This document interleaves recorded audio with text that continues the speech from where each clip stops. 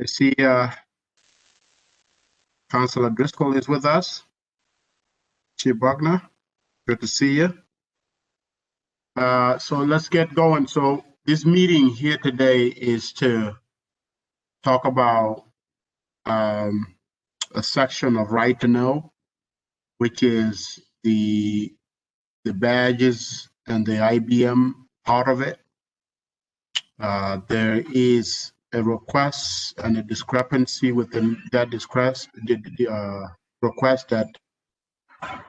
that we want to talk about, and we want to thank Chief Buckner for joining us to have that discussion. Can you hear me, Councilor Driscoll? Okay. So, and I see Councilor Allen has joined us. Councilor White has joined us as well. So, Chief, you came to us with the request of wanting to use IBM over badges. Could you just go into a little bit more as to what's the logic behind that? Of course, you had explained it to me, but I want the rest of the councilors to hear it directly from you.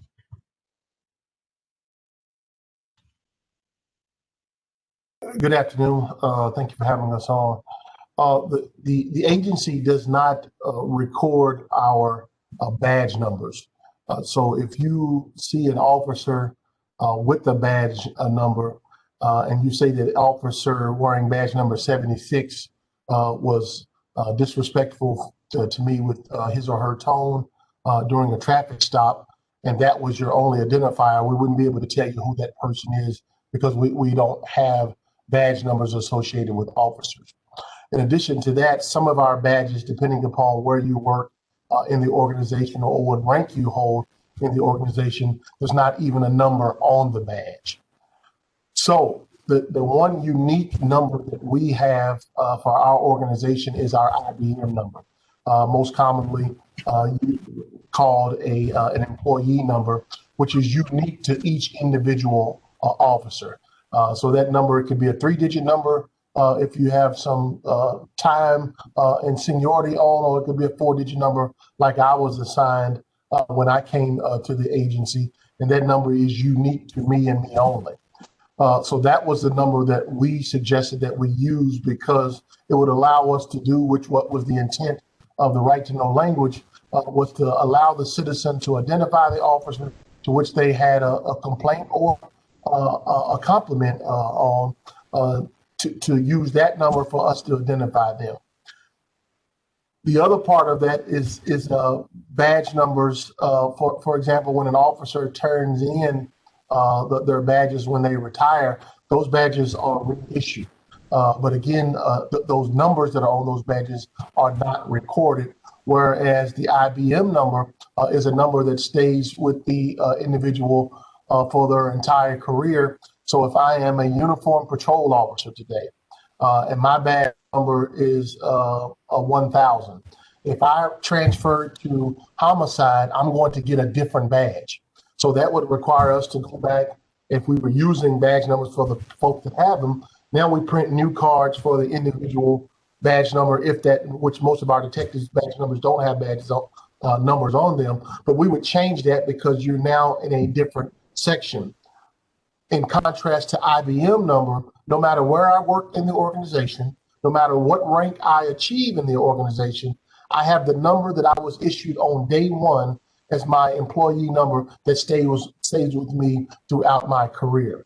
So it's the ABC 1, 2, 3 simple way of identifying our officers, and it is also the current way that we can uniquely identify each and every officer in the organization, in contrast to the badge numbers, which a lot of which is, I think, television. People see television or they seek and physically see a badge number on an officer, and you assume that number is recorded with an officer. It is not. We don't record the badge numbers with our officers. The badges are issued. Of course, we know who has a badge, but not with the number. So that, and as I told you, Councilman Majoke, that is not unique to Syracuse. We didn't use badge numbers in my former agency in Little Rock, nor in my home agency of Louisville did we ever identify any officer by a badge number. Both of those agencies use code numbers, which is the equivalent of an employee number, which is why we suggested to use that number. And lastly, again, we achieved the goal of the right to know language, which is to be able to clearly identify officers when a citizen chooses to go forward with a complaint. So I had a lot of my question answered. I mean, I have few of them to follow later on, but I want to leave the rest of the questioning to the committee members. If you Councilor Allen, Councilor White, and Councilor Driscoll, if you want to add something to the chief following that, you are highly welcome to do it. Thank you, Councilor Machoka. If I may, Chief Buckner, thank you very much for joining us this afternoon. So, Chief, I'm looking at a simplified traffic information. Have you seen those before that are issued here in New York State? So, I have not. So what did you call it again? A simplified traffic information, a traffic ticket. I have not. Okay. Well, I'm looking down on the section in these traffic tickets, and it explains obviously the infractions that the person received. Correct. When you go further down, it speaks to identifying information of the officer that performed the stop, right? And so it also, aside from having their name, it indicates that there's a section there that says badge/shield, and then there is, and one that I'm looking at has a 4-digit number that's written underneath it. So would it be correct to say, Chief, then that is not their actual badge or shield number, but instead these internal codes that you are referring to and wanting to use to fulfill your obligations underneath the right to know legislation? It is my understanding that the block that you're talking about is the IBM number that's placed in that box. It sounds I certainly don't dispute anything that you're saying. Badge or shield may have been something that they used years ago, and that is what was on the form. But I'm told today that is the IBM number, the one that we're suggesting that is used in that box today. Okay, thank you very much, Chief. And another question I would have is that would it be your understanding of this legislation that you were to draft rules and regulations that would enforce what the Common Council is asking the police department to accomplish? Yes. And since seeing that we gave you that authority, was it not your understanding that you would be able to solve this problem by issuing regulations that defined or redefined necessarily the badge number as the IBM number? Well, that is what we're attempting to do today as a part of the rollout that you will hear later on, and some of the things that are on our to-do list. Policy is one of the things that still is on our to-do list to do, where these kinds of things will clearly be laid out in our policies and procedures. But this was something because we certainly want to continue to proceed on the things that we can proceed on, which was one of the key ones, is having that business card to hand to the citizen. Coming to an agreement upon that is why we wanted to get that done, so that we can progress on the things that we're able to do today, in contrast to some of the things that we still have outstanding. Certainly, I understand. So, Chief Buckner, at what stage are you at in drafting the required rules, policies, and procedures that the legislation requires you to draft? We're at the stage to where, first of all, we have to determine what that language is going to be, what that's going to look like. We have some folks on the phone here to talk to you about. There's some IT issues that we have. What you all may or may not know, that we try to explain at the beginning of this process. For example, the forms and things that we use, that is part of a county system. So we can't just arbitrarily, Syracuse, go in and say that we're changing something in a system that other people actually use. We don't have the right to do that. We have to work with partners to do so. So as you may understand, or may not know, obviously being new to the council, nothing, absolutely nothing, is simple in government.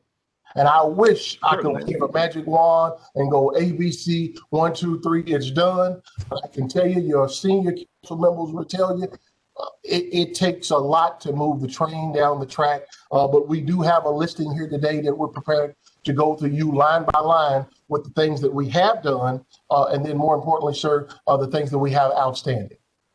Certainly, and Chief Buckner, I understand your concerns there, and those seem to me to speak to more of operational concerns and actual implementation.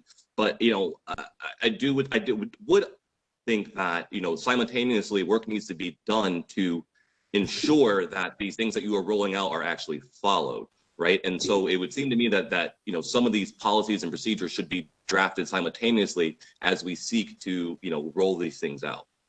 So is it my understanding that there are no additional policies or procedures that have been drafted concerning this right to know legislation? That's correct. Because before we could draft legislation, that we have to be for this. Let's just use what's before us right now. The language and then the intent of that language says badge number and the intent of identifying police officer. We're raising our hands respectfully to say, while we understand that you want badge number, we don't have badge numbers for each of our officers, but we do have a number for you. We're seeking permission from the group to say, take this number to identify the officers to get an agreement with that. Once agreed upon, we can write the language for the business card because it's been agreed upon with the Common Council. We wouldn't want to draft a policy and then implement cards to come around and have the Common Council to say, well, why are you using IBM number when we told you to use badge number? Well, we have a problem. So we're here to discuss that today because we want to chronologically make sure that we can agree upon what we sent you, and Councilman Majoke has proofs of what the cards will look like, seeking approval from the council. Then we will get the cards printed and then put the appropriate policy to the officers, make sure that they have the appropriate training on administering those, and then make sure that everyone is happy with the product that we have produced. So we're not trying to stall on anything. We're not trying to not do what the language is calling for, but we certainly don't want to be writing policy on something that has not been agreed upon, because if we felt that we had the right to do that, we just would have threw the IBM numbers on there and then and took off with that. Okay, thank you very much for your deference, Chief. That's all my questions right now. So that's the only thing that's holding this up now. So if we decide to change this, switch it to the IBM number, then we're ready to go after that, correct? I want to make sure I'm understanding you clearly, Ms. Councilwoman Allen. We're ready to go with the business cards. There's a list of other things that we're not ready to go with that we're prepared to discuss today. Okay. But the business card thing, that'll be done, and then we can just move on to the next thing, right? Yes, ma'am. If we can agree upon that, we can very quickly, within the time of our vendor that we have that's going to print those for us and then get those back to us and then disperse those to the officers. We can have that in a reasonable amount of time for this initiative. Okay. And we can. Are we discussing the other issues too?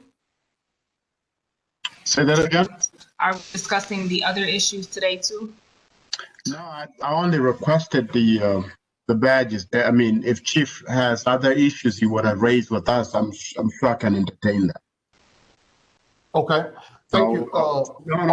Wait, Chief. Oh, wait. I have a follow-up question on that. Now, with the badges and IBM, now, considering that the badges themselves are just the symbol of, I just say that.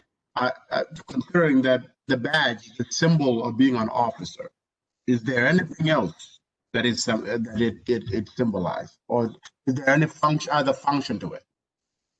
Obviously, I would say it is probably one of the key pieces of equipment that identifies a law enforcement sworn officer. Obviously, there are some security organizations that are able to get badges that they wear, that they're not necessarily a sworn officer from a state DCJS standpoint, but there's certainly other people who wear the badge. But I think it is probably one of the most common symbols that you will see on a uniformed police officer or an individual identifying themselves, that the badge represents that.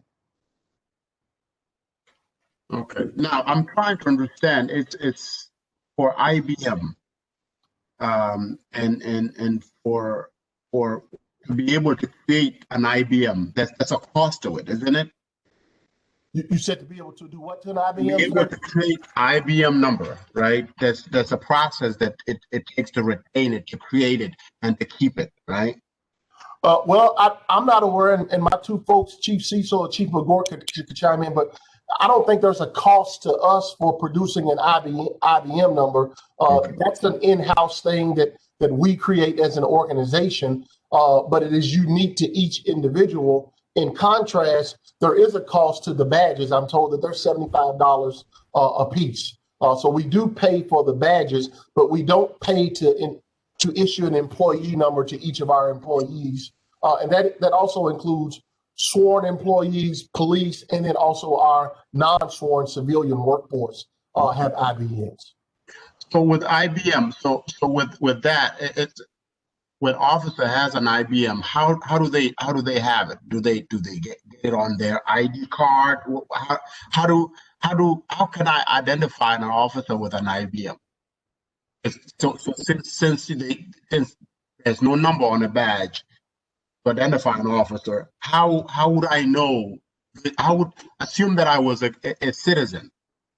You know, assume that I was stopped by an officer. How would I know what an IBM would look, whether an officer has an IBM or not? How would I know? Is there something that they put it on that an officer has on them?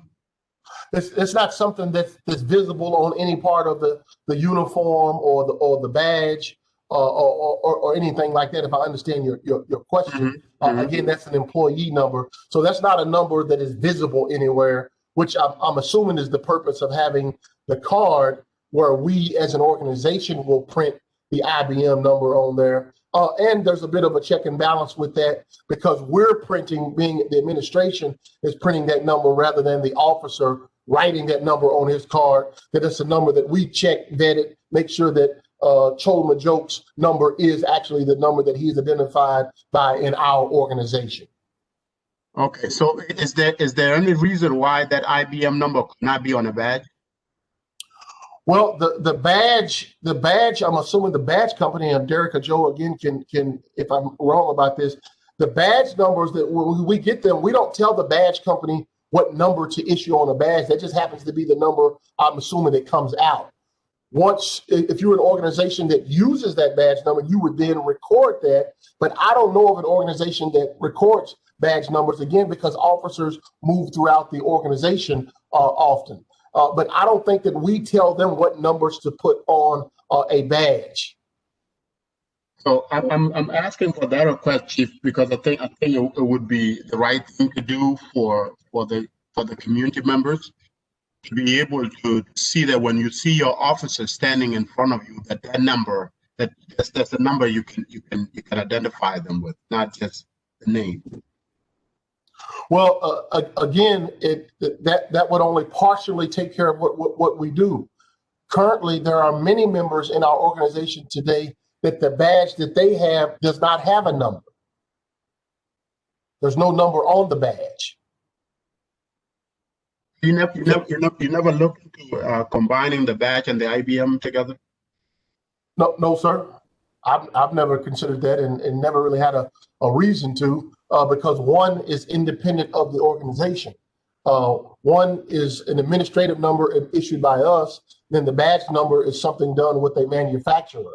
And again, I've just never seen something to match, where someone is trying to match up IBM number with badge number. In that case, you would be issuing numbers to the badge company that we want printed on the badge. And then the one thing about being a uniform organization, if there are badge numbers on there, some would have a 3-digit number, some would have a 4-digit number. And the fact that that's visible, I would think that it would be best that all of those numbers look the same.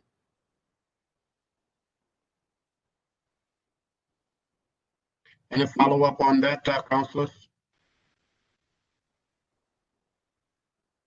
I do think it may be something that you should look into it, Chief, so that for the future, because as we are discussing this today because our community have an understanding of what officers are supposed to have, which is the badge, and that badge is supposed to carry a number one.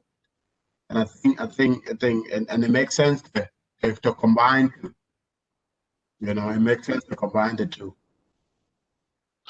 Yeah, I don't think that there's ever been, at least I've never been aware of a community having an expectation that a badge have a number on it. I think the expectation from the community is to be able to accurately identify an officer when an officer is in question for something. And I think that we have a number that clearly does that. Mm-hmm. So Chief, perhaps a middle ground could be a public education campaign to kind of dispel the notion that badge numbers exist or that they're to correlate with actually identifying an officer. Maybe that's something that we could work with to inform the community that this is actually how police business is done.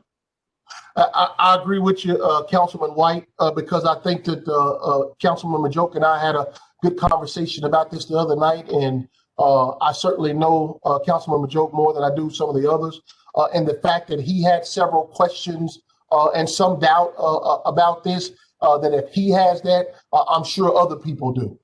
Some of that is based upon just ignorance and not knowing the police side of things. Some of that is, I think, saturated in mistrust or having maybe a bad perception or relationship with police.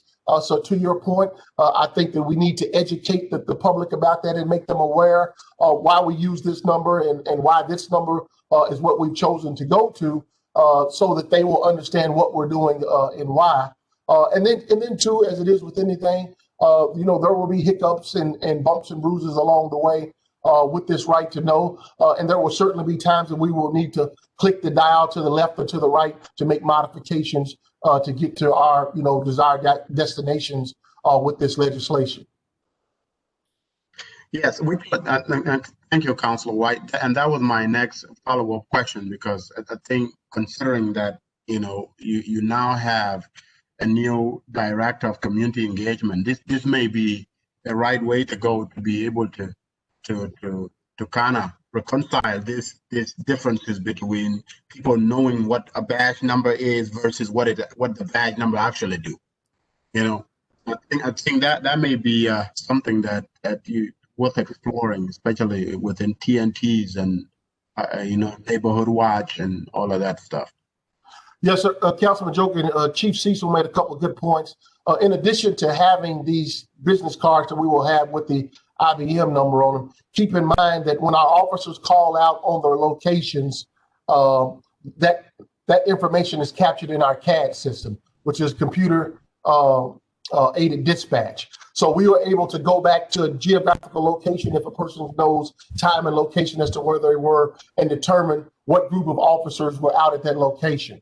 In addition to that, we have the full deployment of our body-worn cameras today. So all of those interactions are captured on camera now as a kind of a third or another layer of us being able to have an accounting for what has occurred there. So it's not that we're leaning just one thing on these cards. There are other things that we have in place to be able to assist us with trying to identify officers.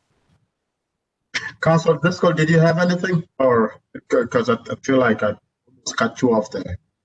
No, I think I'm just following along and okay. Enjoying the conversation. Okay. All right, Chief. I hope your agenda is not too full, because go ahead. What's next? For me? Yes. Okay. Chief McGork, if you could just go through the list real quick. I think we were scheduled, according to the legislation, to start on Monday, Councilman Majoke. As I notified you early after the legislation was passed, knowing the daunting task of what it takes to go from legislation to operations, I kind of tried to give a warning that it will be difficult for us to get to that date, and that is true. So we want to very quickly go through the items that we have remaining that we have to do in order for this to be fully implemented. If Chief McGort can jump in on that, please.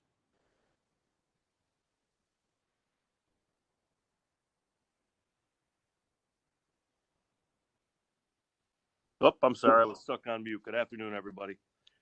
What I'd like to do is just give you a brief overview of what has been done so far, just so that you guys have an idea of some of the work that's been done since mid-October when this legislation was passed. And then, as Chief Buckner mentioned, I'll give you a rundown on the things that we still need to do to put this legislation into effect. As we mentioned, the business cards have been done. That was one of the things that we wanted to prioritize in terms of getting done. We've got a vendor selected. We made corrections yesterday. There were a number of inaccuracies that came back when the proofs were done.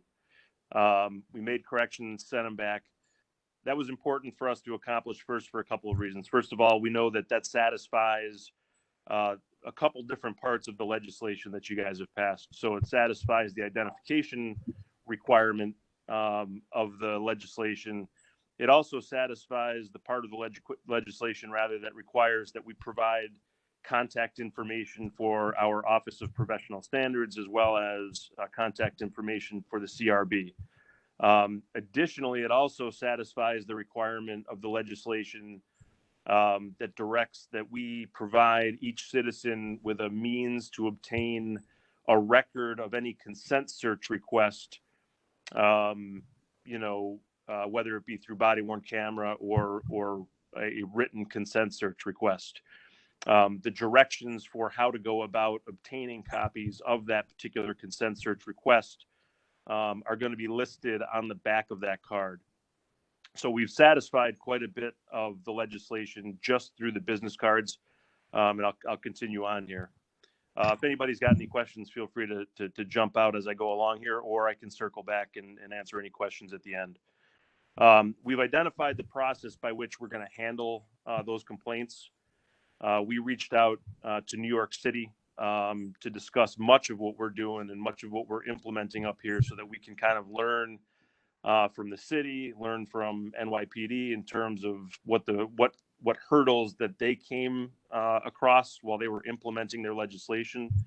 And they've had an opportunity, as you probably are aware, over the course of the past 3 years to streamline their process. So the way that we're going to handle requests will be identical to the way they handle requests. It'll be a simple FOIL request. One of the things that we're going to need to do is, and we've been speaking to Corp Counsel about this, the New York City Police Department has got, actually, I think it's the City of New York. I don't even think it's the Police Department. The City of New York actually maintains a web page. It's a right to know web page, which we think for a variety of reasons would be a good idea to do here. It accomplishes a couple things. Number one, it provides some information relative to what right to know is. I think that's important. You guys discussed community outreach in the context of badge numbers. I think it's going to be important, to have some place where people can go to understand what right to know is, and just like New York City has. Some of you may have seen it during your preparation for this legislation. But on that page, there is a hyperlink that provides them with a link to the actual FOIL request that they then fill out. For a variety of reasons, I think that makes sense here. Somebody is directed on the back of our business cards. It sends them to the city website. What we're trying to accomplish now is what we'd like to do anyway is create as we mentioned, a right to know link on the city's website, so that they can go to this page. They can learn a little bit about what it means, what it is. They can hyperlink to a FOIL request form. That will trigger another part of this legislation, which is a communication between the citizen as well as whoever's going to handle these FOIL requests, to say, hey, we received your application. It's going to be filled within a particular time. Or for some reason, as the legislation mentions, we aren't going to be able to fill it by a particular date for this particular reason. So that communication mechanism is triggered, and there's already a system in place for that with any FOIL request. So that would be part of our goal here, is to make sure that gets done. We've ID'd the process internally here at the Syracuse Police Department as to how we're going to process those requests. Mr. McGraw, can I jump in real quick? I'm really sorry. I just have a question. Yes, sir. I'm sorry. How did the determination get made to use the FOIL process? So that's the process by which New York City receives and fulfills requests for anything related to right to know. So as it relates to when people request, body camera video for the consent search requests, and or a written record of the consent search request. And the reason I think there's a couple reasons to do that.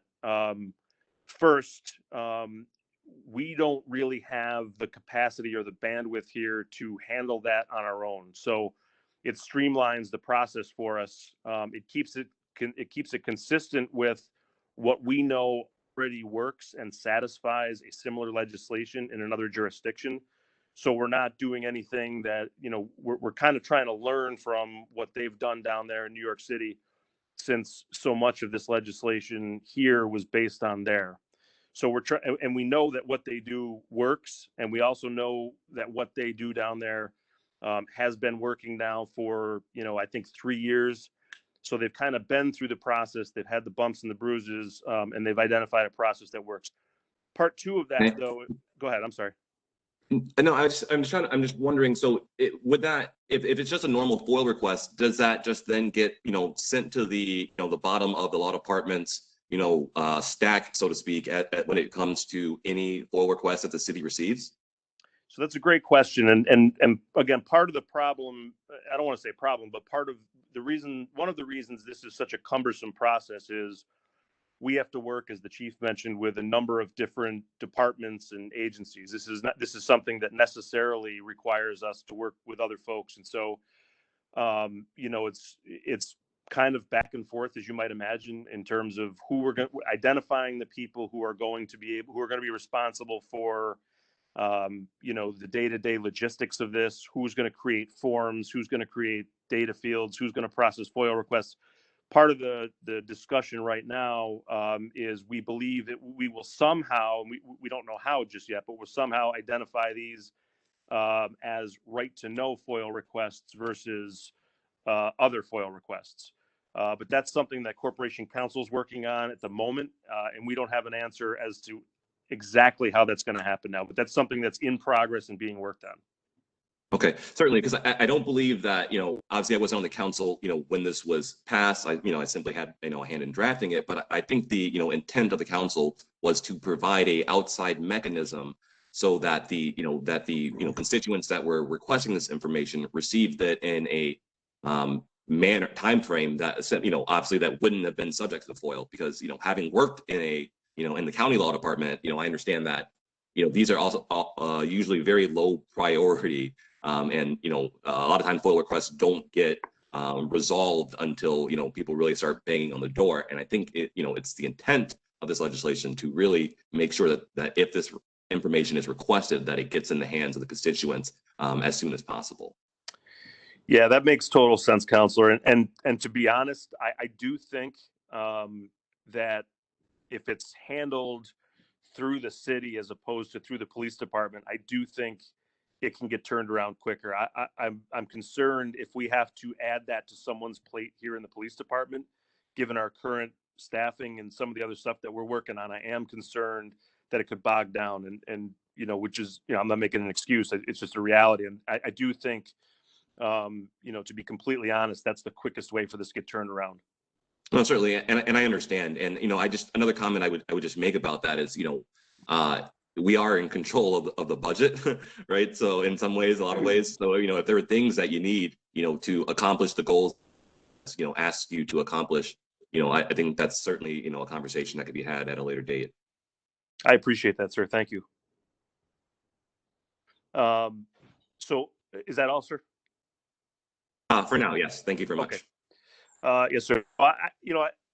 if I repeat myself here, I apologize. I feel like I've been doing that a lot lately. So internally, our IT division will handle and fill body-worn camera video that's requested through Right to Know. In terms of any written documentation, written reports, that's going to be assigned to our records division. So we've identified internally how that's going to be handled when we're up and running. So we're in good shape there. We've been working with the attorneys, some of the attorneys and training personnel down in the New York City Police Department, really since before this was passed, trying to identify training and policy considerations. And really one of the biggest things that we discussed with them, apart from training and policy, was how do they capture the data and then how do they post it? Because from my perspective, the biggest lift of this legislation for us is the IT end and pulling the data and posting it. And I'll explain why here in just a moment. And we have, if he's still on, I saw him earlier, we do have Mark Sieber from County IT who can probably explain the IT issues much better than I can. So that work with NYPD in terms of training on this particular legislation and policy considerations. And by that, I mean, certainly the legislation spells out the types of things that we need in our policy, and we're good with that and we're clear on that. The part of the policy and the training that is unclear at this point, and I think this speaks to or may relate to Councilor Allen's question earlier about, or I'm sorry, sir, it might have been your question about has the policy been written? We're not sure yet. So we have a civilian contractor who's working on building our 2 new police reports. We're going to have 2 new police reports as a part of this process. One will deal with common law right to inquire and consent searches. The other will deal with stop reports. So level 2 and level 3. And we will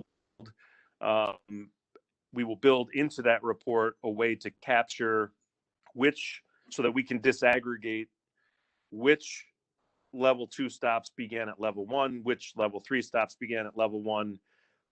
So we have a civilian contractor who's working to build those for us right now because we don't have the ability, and the county representative, Mr. Sieber, can explain why that is, I think.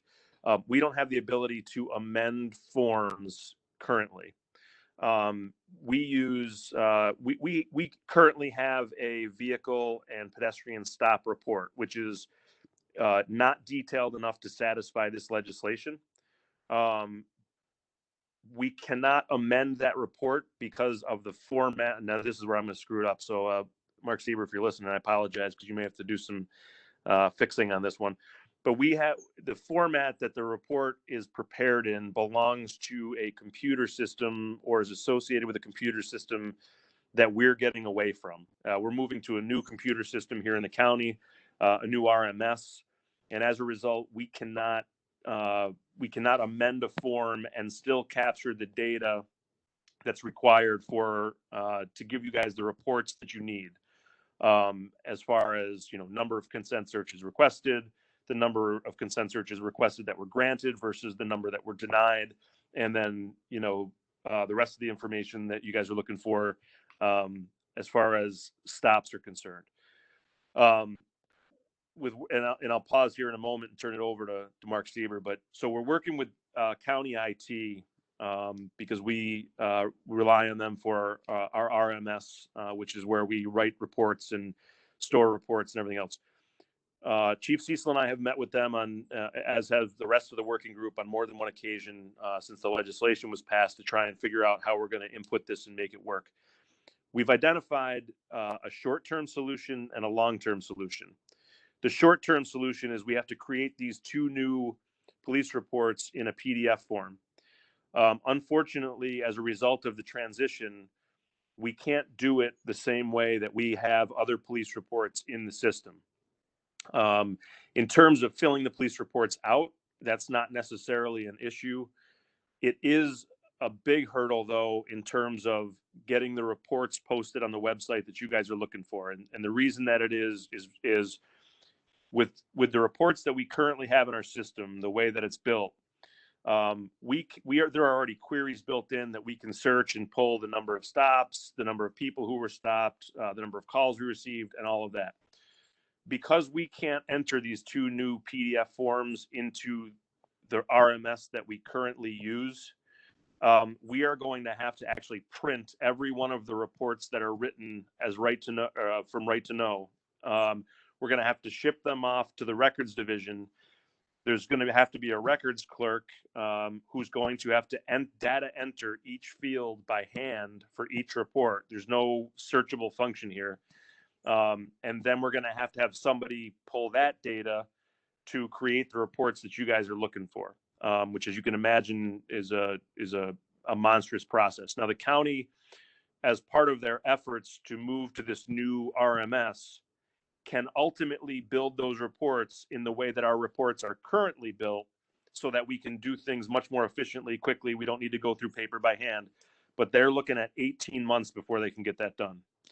And again, we're dependent upon that. So if I could, if he's still on the phone, Mark, if you could jump in here and just kind of explain, some of what we discussed in our last couple of meetings in terms of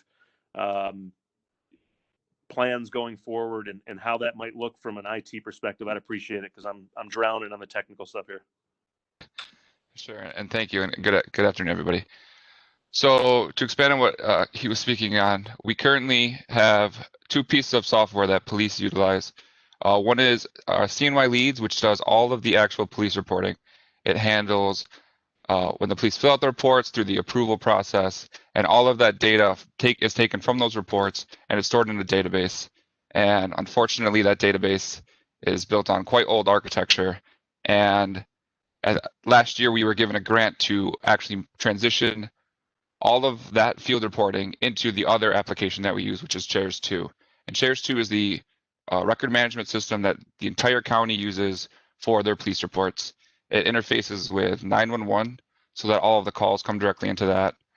It interfaces with jail management systems to keep track of identified people and their demographic information, their arrest history, and stuff like that. But it also interfaces with CNY Leads to bring in all over that data, all of the reports that police officers enter into that system. Now, the transition that he was speaking on is that all of that field reporting in CNY Leads is going to go away, and officers are going to enter that data directly into Chairs 2. Now, unfortunately, we are a ways away from that being done. I believe our project managers estimated that's another 18 months before all of that field reporting will be done directly into Chairs 2. So, needing to capture these new fields that we can't store in the CNY Leads database, we are poised to put those directly into Chairs 2 so that records people will be able to enter that data directly into Chairs 2, store it into the database, and then we can work on writing reports that queries that data and presents it in a meaningful manner. However, there are some other obstacles there. Excuse me. Because since these are new fields, we do not have currently the user interface. We don't have the forms for the records people to put this data in. So there's really 3 steps here. The first step will be to update our database so that we can support this data being stored. Then we need to build the user interface so that records people can actually update this data, take it from the forms, and manually type it into fields in a web form. Once they do that, it'll save and it'll store those fields in the database.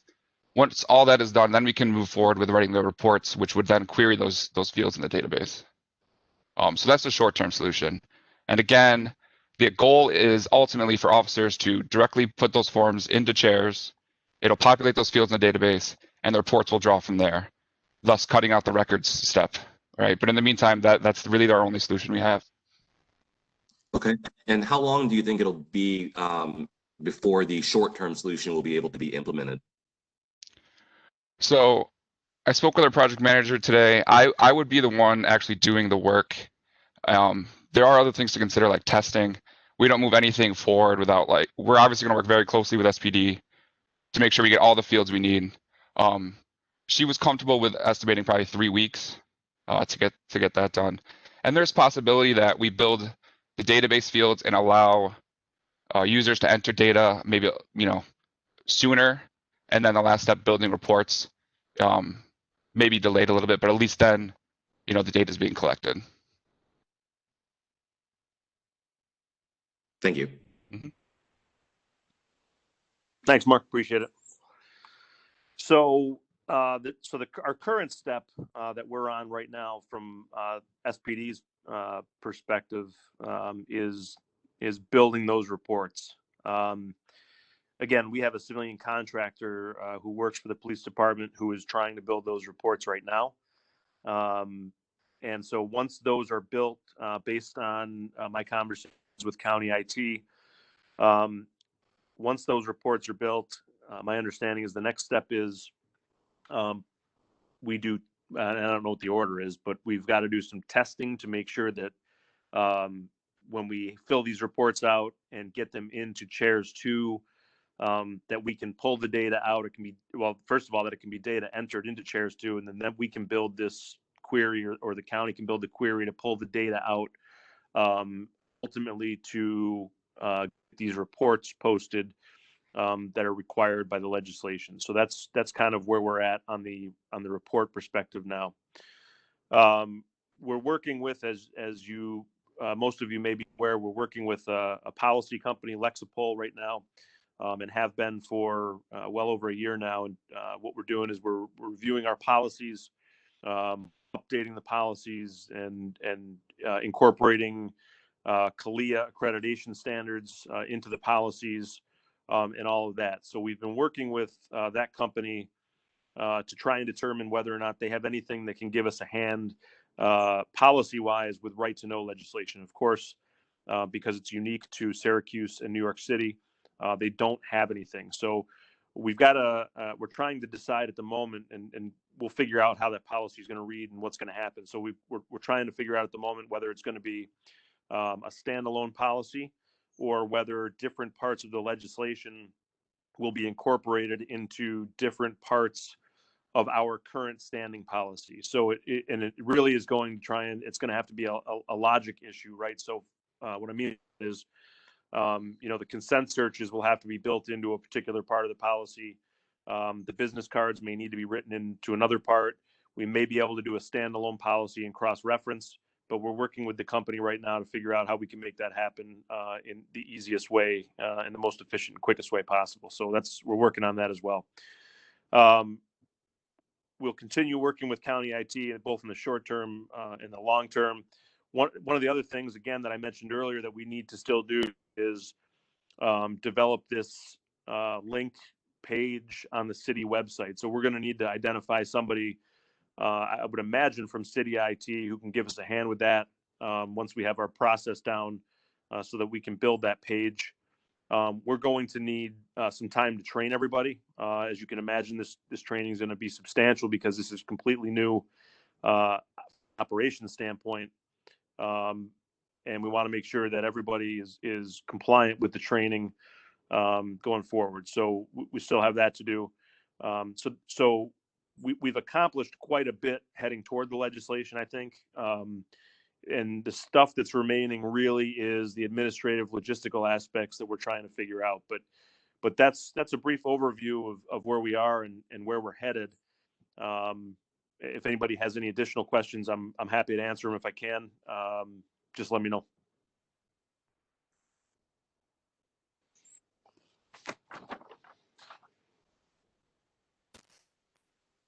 So when do you expect this? You said that the training is going to be quite substantial. When do you expect this to take place? Counselor, I think that's something that we still have to work through, because we're going to have to train every member of the department, from the newest police officer all the way up through, all the chiefs are going to have to be well aware of the legislation. And it goes beyond just, certainly everybody knows what a consent search is, and founded suspicion and reasonable suspicion, though that will be part of the training, certainly, and everybody's aware of those things. But this does call for us to do different things than we've done, or at least in a different way.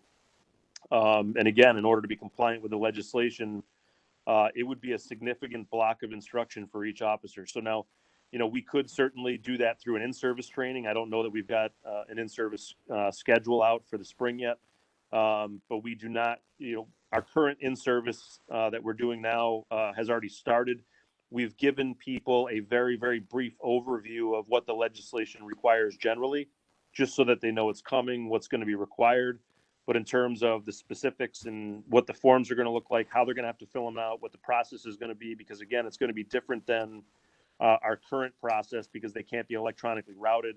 And then what the requirements are in terms of when you hand a business card out, the steps for consent searches now, the documentation for consent searches.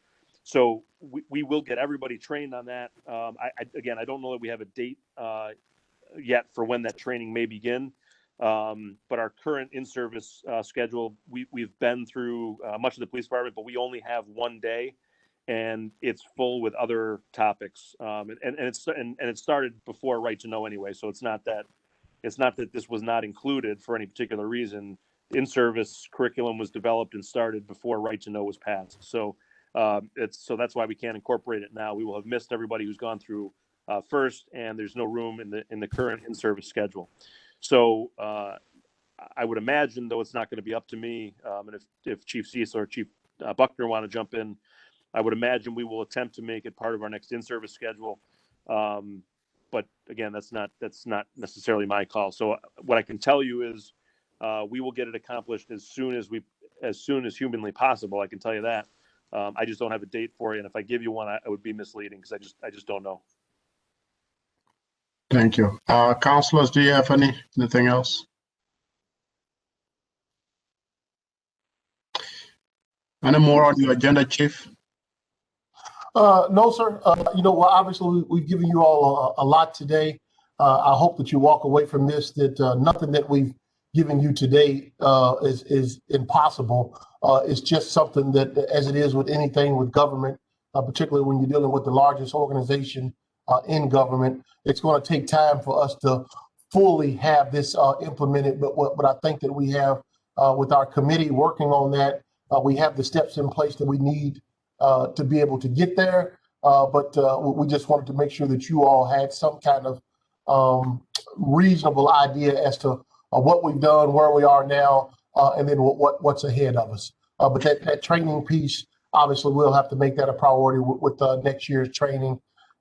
Because we have I believe it's 24 hours that the state requires us to train. So anything that we would do on top of that would be additional hours. And obviously when you're sending someone to a training session, that's folks who are not out on the road. So we'll have to logistically figure out how we're going to do that. And forgive me, Chief. I'm wondering, did you send us before the timeline of the things that you're working on, or is that something?